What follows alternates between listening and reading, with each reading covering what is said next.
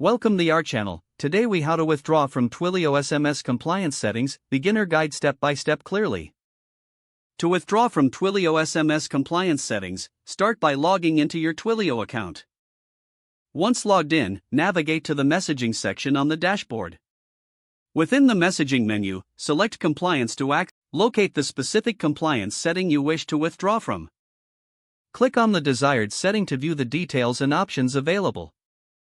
You will see an option to withdraw or deactivate the compliance setting. Select the withdrawal option to proceed. A confirmation prompt will appear to ensure you want to withdraw. Review the information carefully and confirm your decision to withdraw. Once confirmed, your compliance setting will be updated accordingly. You will receive a notification indicating that the withdrawal process is complete. Check your compliance status to ensure that the withdrawal has taken effect. If needed, reach out to Twilio support for any questions or issues related to the withdrawal. Keep records of any changes made for future reference. If the page does not load, refresh the browser or try again in a private or incognito window. Make sure you are using the correct email address, then retype it carefully to avoid small typos. If your password is not accepted, use the reset option and create a new strong password you can remember.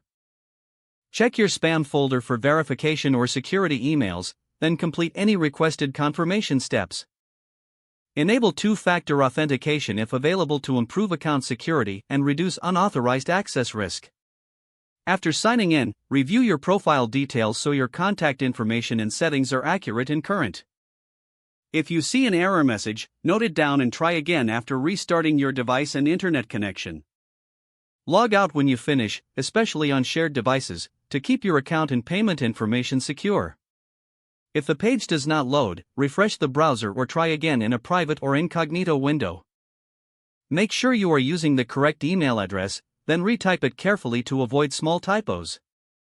If your password is not accepted, use the reset option and create a new strong password you can remember. Check your spam folder for verification or security emails, then complete any requested confirmation steps. Enable two-factor authentication if available to improve account security and reduce unauthorized access risk. After signing in, review your profile details so your contact information and settings are accurate and current. Don't forget to like this video and subscribe to our channel for more step-by-step tech guides.